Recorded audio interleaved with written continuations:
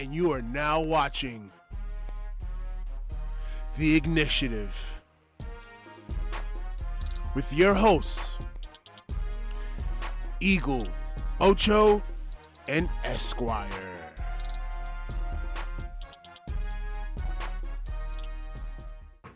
Welcome. This is another episode of BLMI's The Initiative. I am Ocho. And I'm the Eagle. And today's guest we have LeClaire Robinson, the president of the Japanese Language and Culture Society. There we go, get it right. Thank you. Jessica Johnson, our favorite panelist here at BLMI. And Omar John, coming all the way from China. Thank you. Yeah. Nice. Yeah. All right, guys. So today's theme, we're going to be discussing study abroad programs. Now, study abroad programs always have the illusion of it's always fun.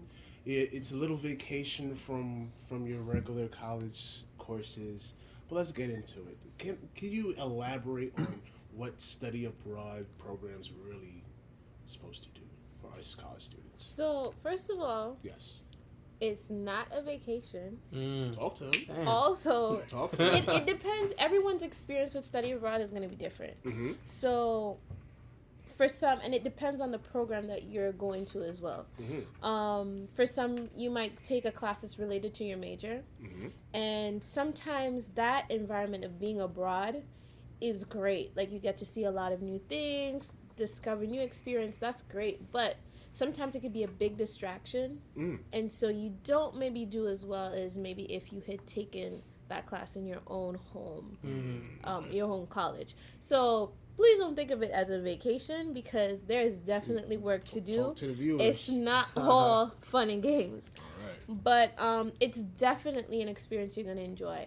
For myself, I studied abroad 3 times at Brooklyn College. I went on Brooklyn College's Study Abroad in China with Professor Liu. I went on, and then I went on 2 other non-Brooklyn College study abroads. I went to China again after the first time because I loved China the first time. And then I also went to Japan as well that same summer.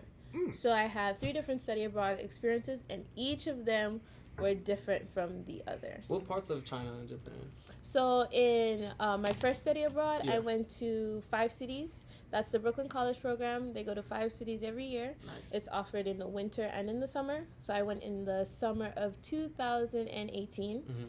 I went to Xi'an, Shanghai, Beijing, Nanjing, and Suzhou. Okay. So it was a really good experience. I got to see 5 different cities. They were all unique in their own different ways. No 2 cities were totally alike. Each had their own really valuable experience.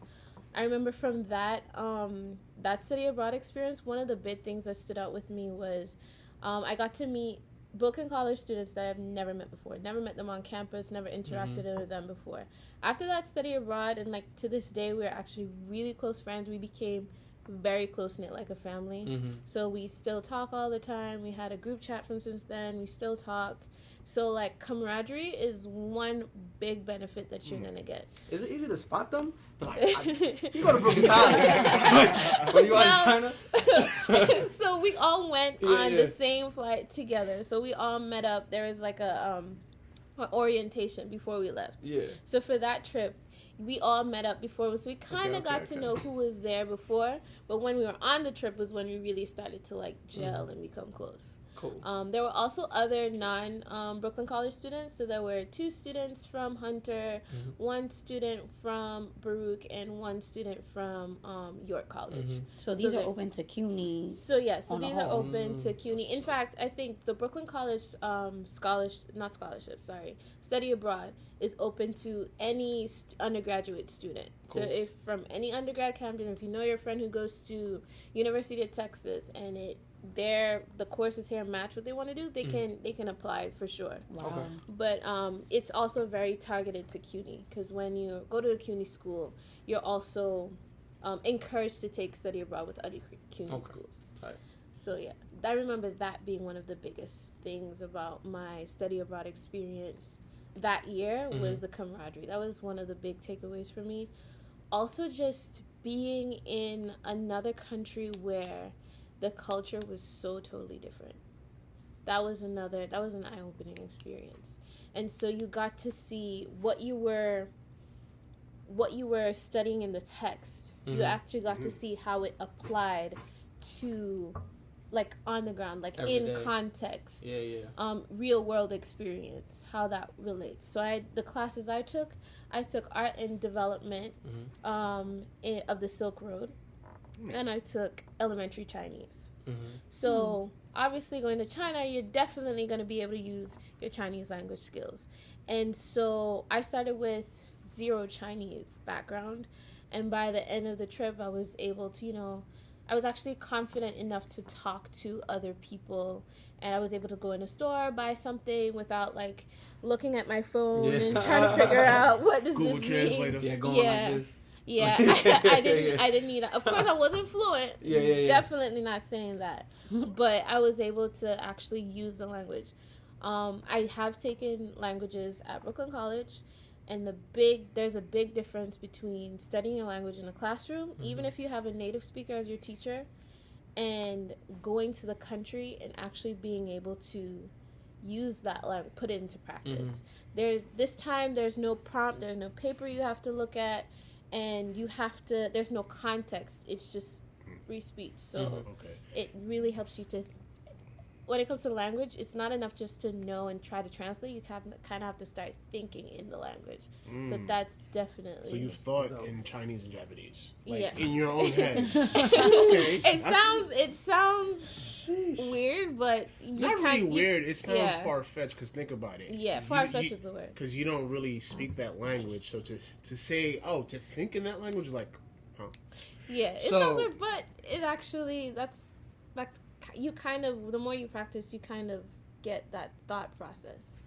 That's what's up. Hopefully, I get that thought process one day. Jessica, what are your thoughts on study abroad programs? I think it's an excellent opportunity. I think that anyone who's in college who has the opportunity to do it should do it. Mainly because I think that, when you're able to learn outside of the classroom, those are things that stick with you.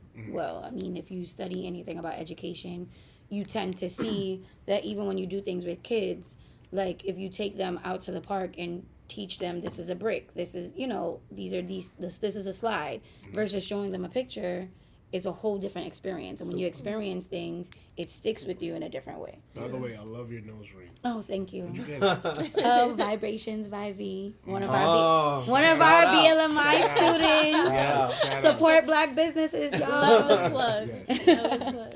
Now, Omar, now I know, well, first and foremost, have you ever been a part of a study abroad program, or you just decided to go to? No, I did study abroad when I was in law school. I didn't get to do it while I was at Brooklyn College. I mean, it's expensive. Yes. So, yeah, you need to come up with those funds. I saw it. I saw the opportunities, but at the time I couldn't do it. But I think, disagree with Leclerc a little bit. Because the study abroad, we focus a lot on the study part. But for me, the most important thing was the abroad part. We see more and more kids. We see Malia Obama just took, her year off before she went to college just to do whatever. Exactly. And this is an important part of the being abroad thing. While you're in college, I guess if you can get funding, scholarships to just not be here, then it's a good thing to go somewhere, see opportunities, learn about new things, learn about people, learn what's there. I mean, you go to China, you can see universities in China. It's cost effective. Universities in Germany are cost effective. Denmark's the same thing. These are things you may not have known staying in the U.S. The good thing with U.S. colleges, you have 4 years, at least let's say 2-3 years to figure out what you want to do. So you do a study abroad, you do an abroad experience, let's say. You can figure out, hey, maybe I'm not the office 9-to-5 guy. Maybe I want to be. Yeah, exactly. and this is kind of what happened for me, I think, in the opposite without doing, because I was pre-med most of my time. And, I spoke to people who went abroad, who worked abroad, and then I think in my third year I was like, I don't want to be in a hospital. Wait, law and pre-med? No, I was mainly. I know. I was sitting here. No, I wasn't going that hard. But, I kind of saw it, and then I realized I don't want to be in an office. Yeah. Every day. That's just not. I don't see my life in a hospital for hours on end. And then I talked to some other people. I had some other experience, and I realized law is kind of what I wanted to do, not U.S. law, but human rights law, more international aspect.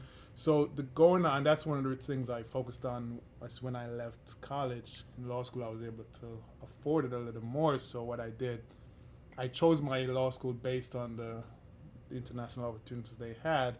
And while I was there, I think I was gone for a year and a half out of the 3 years. Wow. I wasn't actually at school. But that helped me figure out exactly. I wasn't focused on the studying, but the experience itself helped me figure out what I wanted to do. So by the time I decided to do my master's, I knew it was international law, and that's what it was going to be. So this is why I kind of, I try to focus more on the experience itself, just the being out. And it doesn't have to be, people say abroad, but just be outside of Brooklyn, be outside of New York. Not everyone can afford to do that whole, 3 months in wherever. But if you can afford to go somewhere, Ta-Nehisi Coates, when he talk about, absorbing the civil rights experience, and for him, that's what he did to kind of open his mind by just, all this I think is part of that abroad experience, that outside experience. It's just, and I think it's something we discuss, is just being able to see something outside of where you are right now, the community you're in, Agreed. the corners you're in, right? Awesome. Yeah. And you said 3 months. These programs here, from what I know, are 6 weeks. Yeah, so it doesn't necessarily have to be that long. And you did, Right. even though I did make No, it 3 seem months like, was scary. No. No, it is a long time. You can study abroad for shorter amounts of times or longer amounts of times. And I didn't want to make it seem like you're not going to have fun when you go abroad. Trust me. I mean, you kind of said that. When I went abroad, I was not inside. I didn't go to China to stay inside to be in a book all day. Right, that right. is not why I went to study abroad. You're definitely going to enjoy yourself. And it is, like you said, I would agree, it's more than just the books. It's more than the topic that you have to study. For Professor Liu's program, a lot of what he asked us to do is just write on how we felt being there. Like, what was our experience? Because that in itself is just one of the very rewarding things. Yeah. And I definitely think that, I totally agree with you. It's more than just the books or the opportunity to maybe even see what's in the books, just see what is there, period. And you can treat it as one of those core courses where its main purpose is for you to figure out what is it that you want to do yourself, or even to verify or to make certain that, okay, this is exactly. It's actually really funny because I myself was pre-med up until my study abroad this year. This is a thing, okay. And then I decided that, like you, I realized I don't want to work in a clinic. I've volunteered in clinics. I've worked in clinics. I don't want to be in a clinic all day for the foreseeable future. Have I ruled out being a doctor totally from my whole lifetime career? No, but I really what I saw was how public health and global public health, and I decided to just change my career track based on that. So if you're doing pre-med, don't study abroad. Because you might change up. That's what I'm getting from it. Basically. No. Well, thank God I'm pre-law, so clearly You're already good. I'm good. So that may not be the case, but just going with an open mind gets you to see maybe what you thought was what was your destiny, makes you see that actually there are more options than just that. Awesome. So I want to segue into the next topic here. So let's talk about the effect that the black student collegiate experience has on black students. But I'm more curious to know what's the effect on the locals when you go out to these countries. How do they react to you guys? How did it react to us? Let me I think phrase it. I think for me is because let's not to be a Debbie Downer, but we know what's going on in the U.S. as a black person, and sometimes you go out, you're like you're afraid to dip your toe in the water because you see the entire world through the spectrum that we're in people's crosshairs. But then you go to I've lived in China now for 7 years. I went there initially on a study abroad. When it was done, I asked my boss, "Hey, do you need someone?" They were like, "All right, yeah," and it worked out. So, but I've been there. As a black person, you feel different and you feel the otherness, but it's not systemic, which was something that was surprising to me. So, you don't expect to be walking down the street and the cops. This is a place where you got like 0.0001%, right? But you're not targeted. I've stayed in Italy as well for extended periods of time, and I've driven, I've rented cars, Forza Italia. Oh, My palate is broadened. all I know is pizza and lasagna, but okay. That's why I need to study abroad. See? Just open it up. But I've never been stopped. I've never been harassed by the authorities. Let's say that. So there's the systemic racism doesn't exist. You will meet racist people, and even from China, you find that a lot of people are not racist per se, but it's a closed system. So people are really, in fact, just ignorant. They've never seen, the only black experience they've had is from the TV shows where we're all misrepresented. So when Or they even look the in sports. or the sports, exactly. Exactly, So yeah. I'm sure they think that you play some sort of everyone sport. thinks I see play you, right? basketball. Crazy, So that's I mean, it's worked in my favor a couple of times. So but I think the experience you have when you go out and you start realizing. I mean, like for example, I've been to Japan. I'm Jamaican American, and I've gone to Japan, and I'm more accepted if I say I'm Jamaican than if I say I'm American. Okay. There's much more love there. There's much more. I mean, there is a Jamaican community in Japan, though. In Japan, right? But Japanese, they love reggae music. They embrace it. They actually, Dancehall. so when you have these cultures in the U.S., you're just the other as well. But then you go out and you realize, other people see your culture differently as a black person, embrace it differently. They crave for it, and then this level of understanding it opens up itself to you once you're actually there. Awesome. LeClaire, now tell me, we just talking about the effect of black student collegiate experience. Give me what you think is the effect of the black student collegiate experience in the on going abroad or on myself as a student? Well, yourself as a student. For me, the study abroad experience I had were totally invaluable. I can't put a price on how valuable these 3 experiences were for me in so many different ways. And I'm not even talking academics. I learned so much about myself, about how to interact with other people, whether it's people from America or it's people from abroad, how to interact with people while abroad.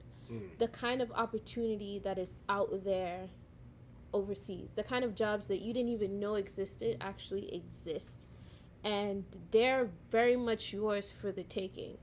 I'm Vincentian American, so my parents are from St. Vincent, and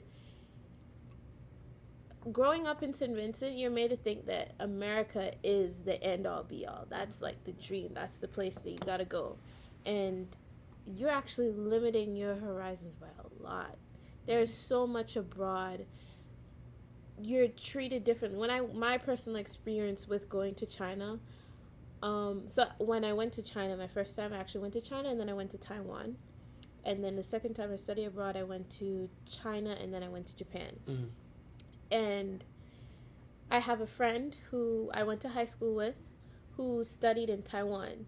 And he went to Taiwan and became actually a YouTuber, a popular YouTuber. Nice. It sounds something inconsequential, but he would actually be stopped on the street and being recognized. Yeah. And people would shake his hand and kind of want his autograph. And he was a fitness instructor. Nice. He went to study. Gotta give me his page later, man. And he has videos with like millions of views. Yeah. And he has I saw his plaque from YouTube itself. It's just He legit. so Legit. Nice. it's a real thing. And you wouldn't have thought that those kind of opportunities would, like, you wouldn't suspect that he would have that much popularity, but he did. What I wanted to add to what like Claire was saying is that we're living in a world that's continuing to shrink, getting smaller and smaller. An accountant here, if you're doing accounting, if you're majoring in economics, it's needed in the U.S., but it may also be needed in China. Chinese companies are rapidly expanding in the U.S. Vietnam is growing fast. Thailand is also growing. Cambodia. So, going out and seeing the opportunities, so you're not confined to, being in New York, spending 70% of your salary just to live, when you can live in China and do the opposite, save 70% of your salary, and, 30% is whatever. So because things are getting smaller, you need to be able to understand both the world as a whole and both cultures, different cultures. For me, what works, and one of the biggest crux of what I do as a lawyer and what an international experience has helped me with is most of the problems that occur is it's a cultural translation. Is that an American lawyer doesn't understand a Chinese client. So how can I solve that? So, I stand in the middle and I say, okay, this is what Chinese expect based on Chinese culture. And I can also explain to the U.S. lawyer, this is what, I can explain to my Chinese client, this is what U.S. legal culture does and this is what you should expect. So now both parties are on the same page at the same time without waiting until a problem occurs later. So having that, cultural experience, having that overseas experience, you should think about it as something that's going to be something in your back pocket later when you go do your resume, when you go do that interview, when you're trying to get out there to say, listen, I understand how this thing works. If you're looking for a company, like say you're an accountant, you're trying to work with Ernst Young or KPMG or something, they have business all over the world. You can say, well, I've spent some time there. I know when you go to China, you need to gambe, you need to drink by Joe as much as you can and be friends. This is something that just your experience you can draw on, explain to the supervisor, whoever's interviewing you, and that's a feather in your hat for you need to have moving forward. Okay, awesome. So let's go into the cultural competence of students, right? So, Eagle, want to drive it off for them? Start me off real quick. Okay. Or I can talk about it. All right, go ahead. Because I honestly feel like Omar just spoke to the next topic. Like, cultural competency is essentially what he's speaking out in terms of being able to know where you're going, where you are, and be able to now translate that information to someone who's never been in that space. That's what I'm getting from you, right? Right. So, essentially, like Leclerc, if you could even expound upon that and just kind of bring us in, like, how has your study abroad experience made you more culturally competent as a student?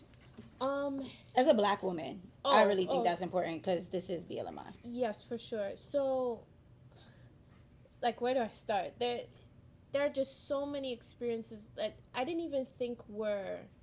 I got some of that kind of experience, even places where I didn't even think that I'd need that. I remember on my last study abroad in China, I had to give a presentation with another student from the United States. He was from, I think it was the University of South Carolina. And we had to work on this project together. Not to throw him under the bus, but I ended up doing, but to be real, I ended up doing 80% of the work. And I was the one that was like, okay, I was the one that was organized, plotted everything down. And then everything came down to, long story short, everything came down to presentation day. And I sat there and watched while this white male proceeded to take over the entire presentation and try to put on it. Oof. And as a Brooklyn College student, going to Brooklyn College, where the school is going to be, where you don't feel like a minority student, particularly going to Brooklyn College. Yeah. You don't necessarily feel the real effects of like racial discrimination or bigotry that you might experience if you went to South Carolina or Colorado. And I had never experienced something like that. It's something that I gathered from TV, I gathered from what other people said, but it was my first actual like physical experience with it. And for a moment I was just kind of like, what is going on here? What do I do? But one big lesson is that don't let people, first of all, never let people walk over you. Exactly. Yeah.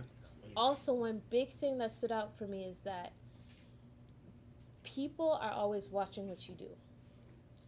And that is a good thing.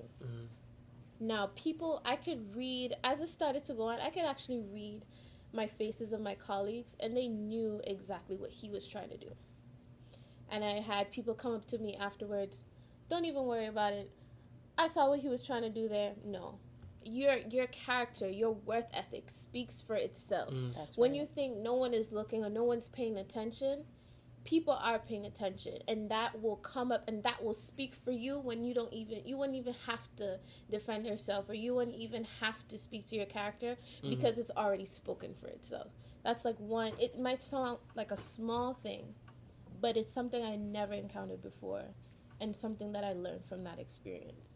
So you would think one of maybe the big experience that I got would have been like how different I may have felt abroad, but that actually was a big deal for me. Aside from just cultural competence, you kind of get to understand how sometimes people think that the Black experience is similar, equivalent to other minority experience, and it's not. You can't make that mistake.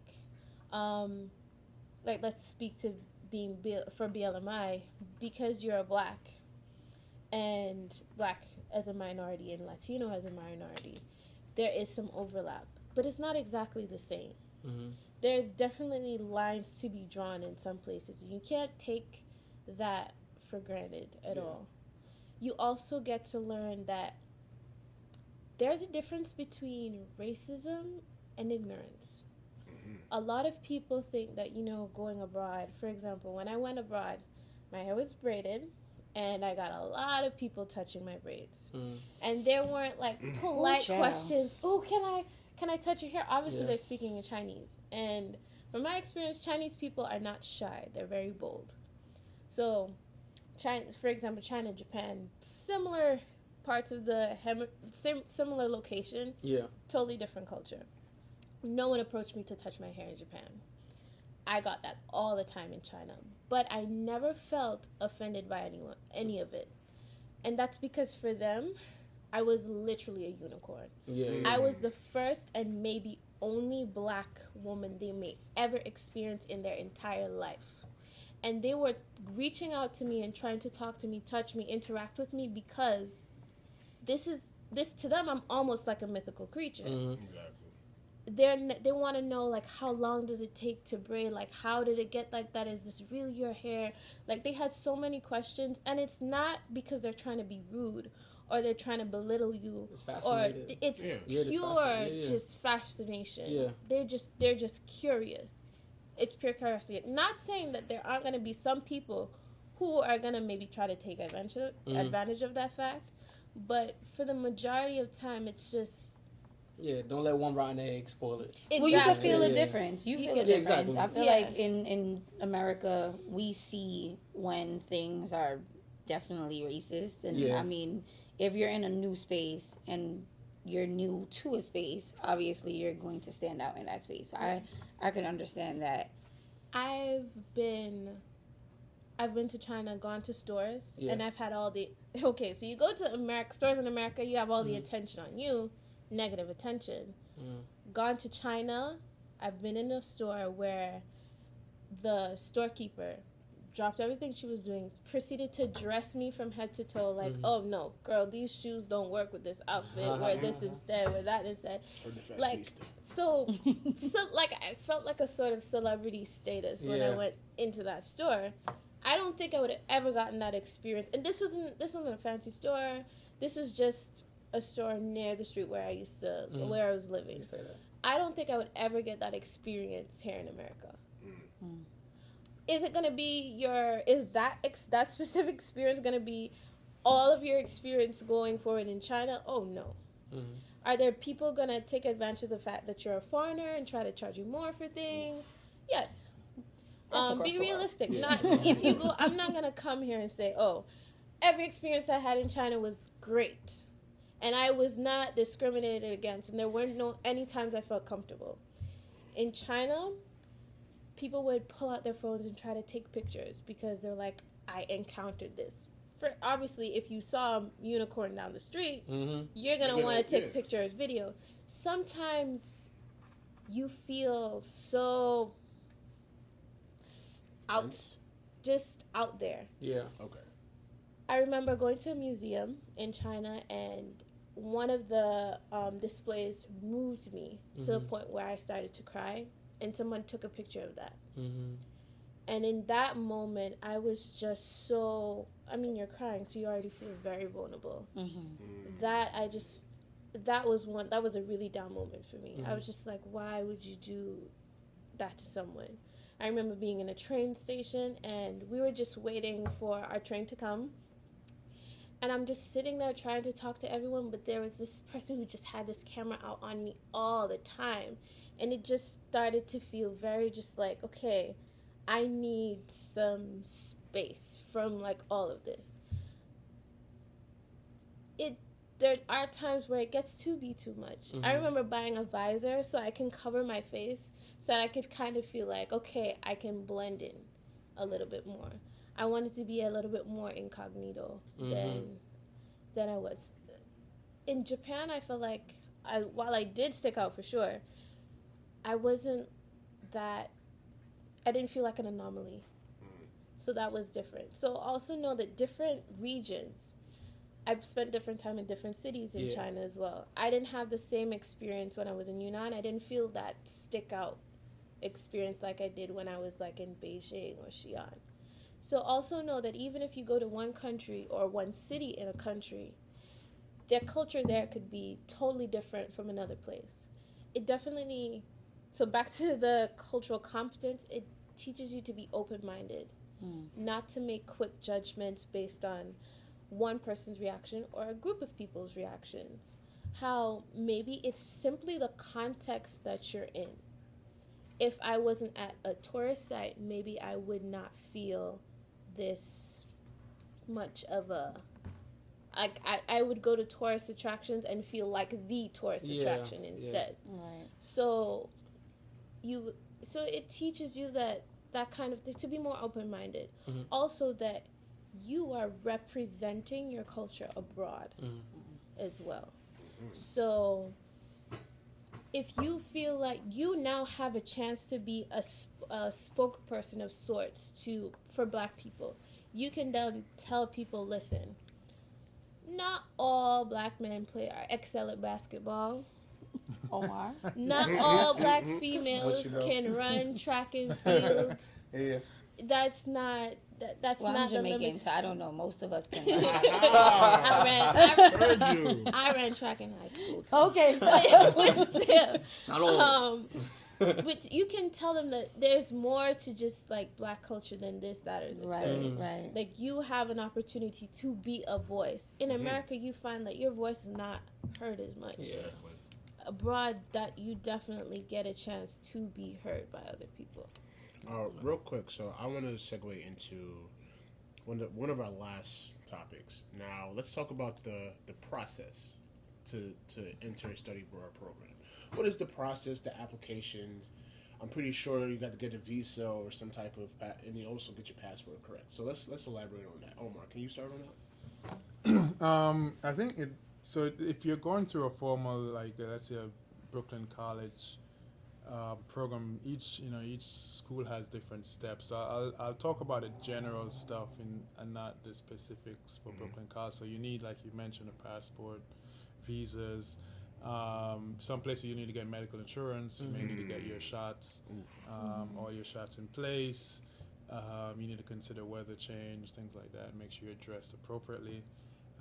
Currency to convert, cash, whatever it is. For now, China is purely cashless, so it's Really? Yes. yeah, Cashless. Yep. So you go with cash, and a lot of people won't take that. So it's just you need to know. See, we ain't know that. No, where So you Swipe. Not even swipe. More scan a code. Scan. Okay. Scan. Yeah. No scammers. You almost don't need a wallet. You just need a phone. Bitcoin. Wow. Yeah, so it's more of I think those are the general things you want to look out for. If you're gonna fly, you need a transit anywhere. Do you need a transit visa? So you need to fly to China, but you need to stop in Canada or wherever. Connecting flights. A connecting flight. So you need to figure out the visa situation. In general, I think that's the broad stroke. Medical insurance, really, a lot of people overlook. I've seen overlook medical insurance. You get there I think almost, I don't know if everyone, but a lot of people I know got sick their first week in China. So, and it's like some unknown illness that you're Is just it like sick. the change in food or? I don't, because I think weather? it's the food. I think it's the food. Because I've been to Thailand and I got sick there as well. It's just, I don't know if it's the spices or whatever. It's just like you're just like a crazy fever and so you need to. I mean, I went to Atlantic calculate City for and I this. got sick, so it's the same. Yeah. So it's like, being in the healthcare field. Sometimes it's you're in a new environment, and so you're gonna be in contact with bacteria or viruses your that body hasn't Your body adjusted. hasn't developed. Exactly. That are not Immunity domestic to where you live. Gotcha. Even if you go to like even Florida or California, that kind of stuff. Also the food, yes.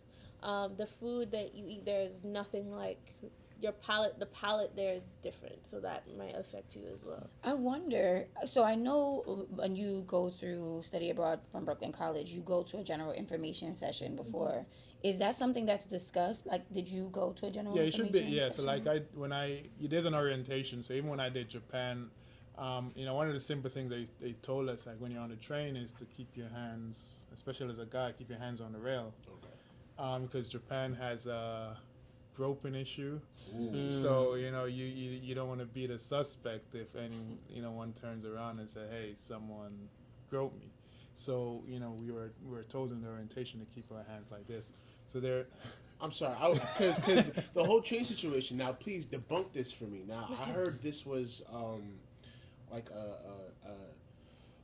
some type of affection if you're on the railing and you accidentally touch someone of the opposite sex hand.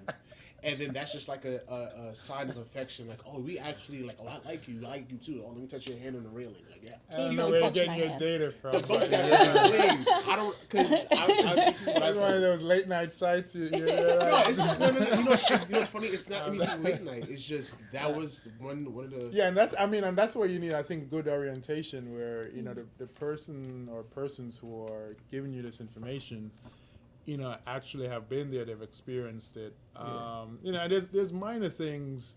It depends on where you're, like, if you're going to an Islamic country, you may think that, okay, I'm a foreigner, I'm there on the beach, but you can't be too nude, you can't touch the woman, it's still that sort of place. So it's, if there's something that says hand touching, I probably would.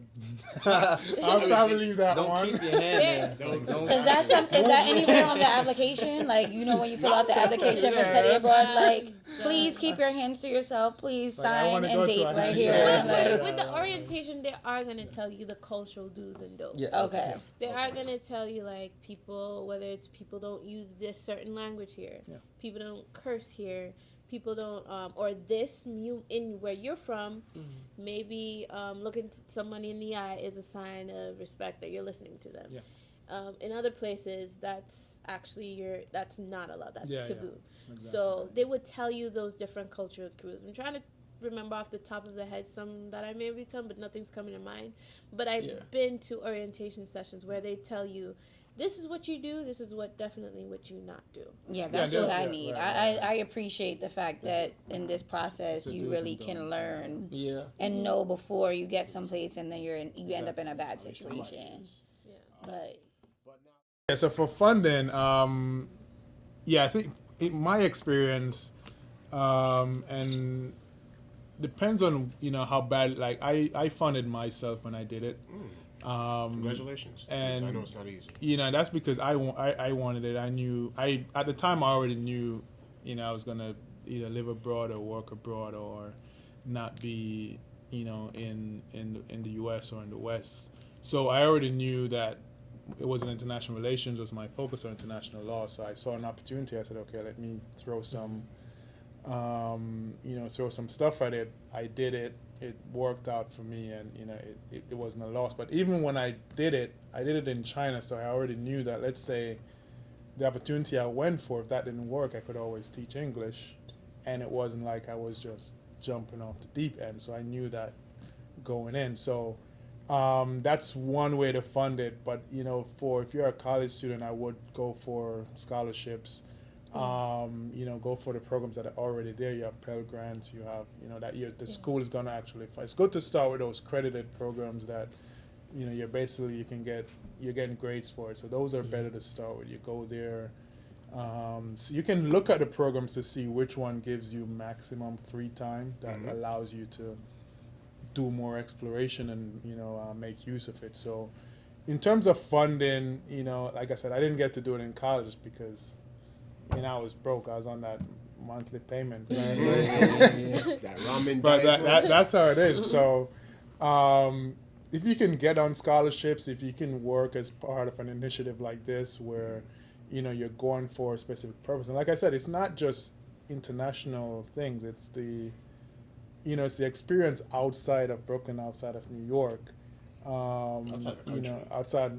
and even just outside of the state. Just go see, go to Boston. Because when I was here, I was here with David, so we did a lot of the, we went to Atlanta for the Martin Luther King's Jr.'s house. We went to Boston. We did the, some historical places there.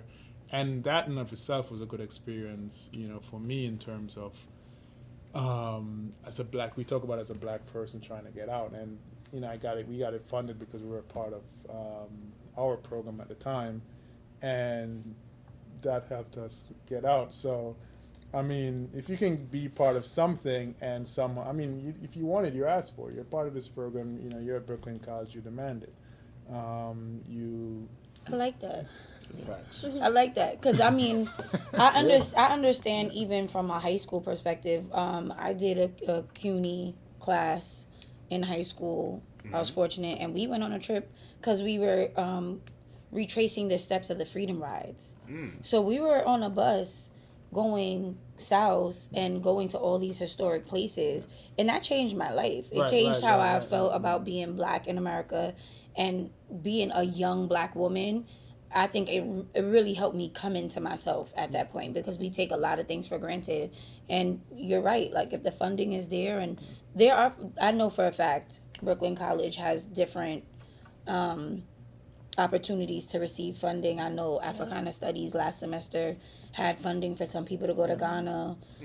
There are scholarships. Baruch has a scholarship, and that's just CUNY wide. So, because when you look at when you look at it quickly, it's an investment in yourself and what you want to do, and it's as I said initially, it's an experience where, and I talked about a gap year where you're supposed to, try to find yourself, so you you get some investment, to whatever means you can, but it's how you use the time. So say, listen, I'm gonna put some money here, but I'm gonna flip these dollars so that my resume look nice, or my, mentally my space is all right. When I make the decision in 2 years, 3 years, like this is my career path, it's based on something. I'm not gonna get a bachelor's degree in accounting to be mad later, like, why am I sitting here doing this? So that's where you look at the funding as, how can I get the money to invest in myself growing up and knowing what I want. But for funding, I can speak from my personal experience and from others. So I mentioned before I went on 3 study abroad programs through my time at Brooklyn College. The amount of money I spent out of pocket for any of them, tuition-wise, 0. I didn't spend any money out of pocket for any of my study abroad programs. For none of them. Not on flights, not on tuition, none on any of those things. How did I do this magical thing? Scholarships. Yeah. Scholarships and grants. I applied for all of them. I also received financial aid, so that's a big thing too. But and know that your financial aid does apply towards study abroad, depending on which one you take. And how much of that money was just sitting there, like?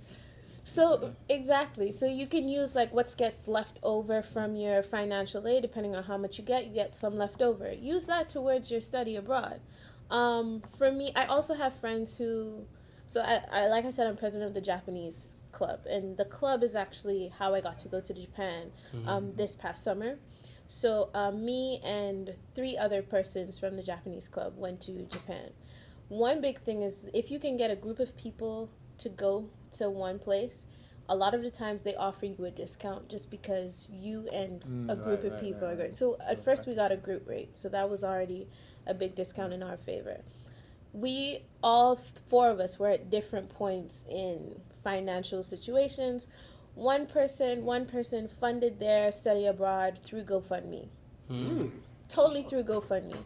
They had a GoFundMe open for about, I think, 2 months, maybe, just a little bit over or under 2 months, and they had their study abroad costs covered through GoFundMe.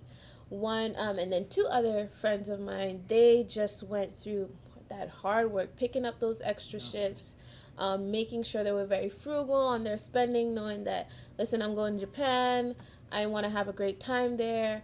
Also, when you study abroad, know that you don't need just the amount to cover the fees.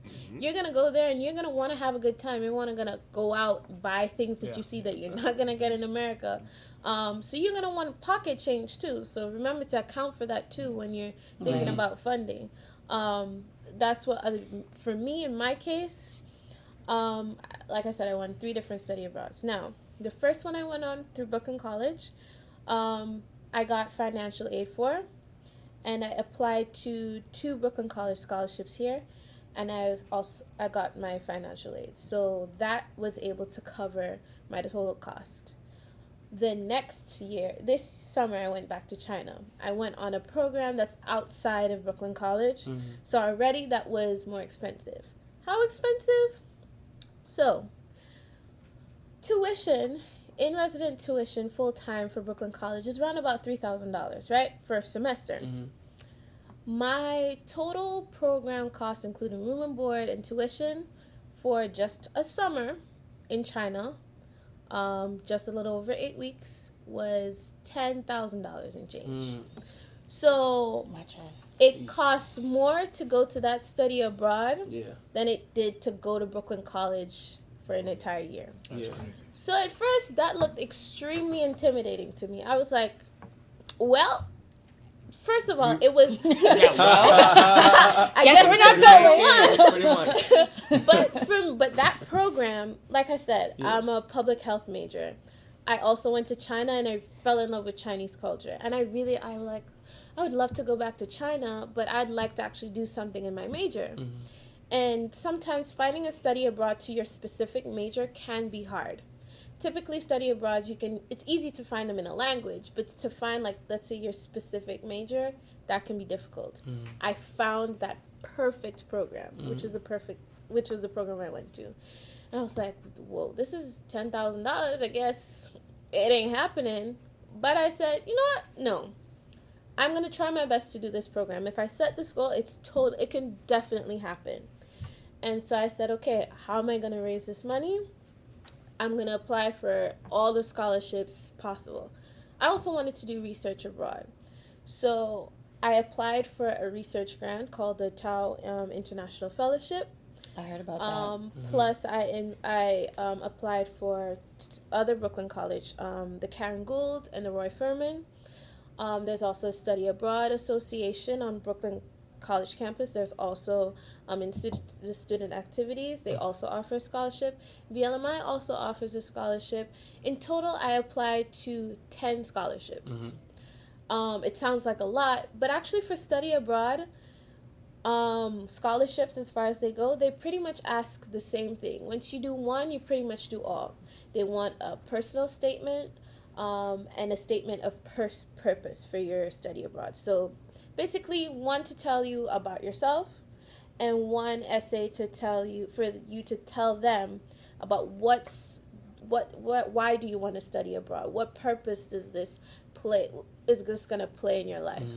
And it's pretty much going to be the same across the board. Some might ask you to do like an extra paragraph on, if we give you this scholarship, how are you going to give back to your community? How are you going to, pay this forward to other students? And I wrote my essays and I submitted them. It didn't cost me anything to apply. Sometimes it costs you money to apply for certain things, but for scholarship applications, no.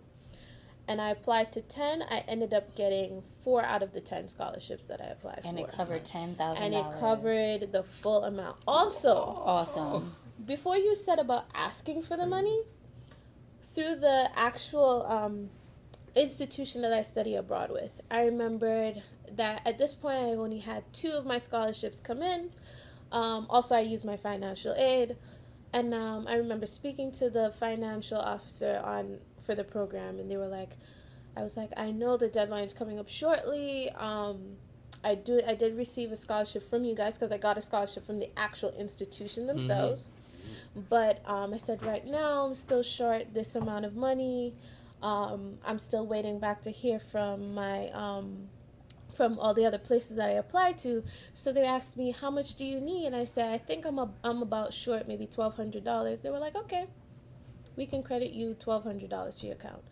I literally got $1,200 in a couple of seconds. Yeah. Just because I was honest enough to say that I'm in a tough spot right now. I really want to go. I pretty much have everything together. This is my only barrier. And I wasn't expecting anything out of that call, but just by asking, I was given the funds. So sometimes you never know. I didn't know about the BLMI scholarship until I just decided to come in and ask, do you guys by chance do study abroad scholarships? And he said yes. And so I applied. Sometimes some places, some institutions, you don't know, they may or they may not have opportunities available to you. Ask. I feel like a lot of times, especially in the Black community, I think, we limit ourselves before we are the first person to tell us no. And if I had said $10,000, that's not possible, and stopped there, I would not have gone to China this year, and I would not had one of the most invaluable experiences in my life. I went to China. I got to go to what used to be Tibet. I went to a Buddhist monastery. I got blessed by a Tenzin Buddhist Lama. I was able to go to rural parts of China that I didn't even know existed. And I could have stopped myself from all of that just saying, I can't afford it. When by just doing the work, I was able to afford that experience. And I think that is like the best part of hearing all of this. It's just the fact that I think that there's so many people of color who think that they can't get it done. And I think that's the purpose of having like a panel discussion like this. Just to know like it's possible. If you want it, you can achieve it. You just have to figure out a way. And as my grandmother used to say, where there's a will, there's a way. There's another person in BLMI who I spoke to who told me about the talk. So also ask your peers. Ask other people, like, do you know of anything? Have you heard of anything? A lot of people are able to give you opportunities that may not be right for them, but may be perfect for you. So always reach out. Don't underestimate your peers. A lot of people think that, they may look at you and think, oh, they're the same age as me. They're probably in the same situation as me. Don't even limit yourself to that either. Like, there's nothing. A lot of times people are also intimidated. Just ask a question. You're not going to lose anything from asking a question. That's right. Knowledge is infinite. You only have to gain. Like, if you ask a question and they tell you no, the answer is no. Exactly. You didn't lose anything. But if they tell you less, you gained everything. So I feel like that's one of the big things that you gotta, like, don't be afraid to go out and seek and ask. That's one of the big things I would definitely say is important to finding funding. Yeah. Nice. Yes. Awesome. So, guys, that is all the time we had today. Thank you, LeClaire. Thank you, Jessica. Thank you, Omar, for coming today. This was a great show. Yes, I learned so much. No problem. I am Ocho. I'm the Eagle. And we'll see you later. All right? Bye.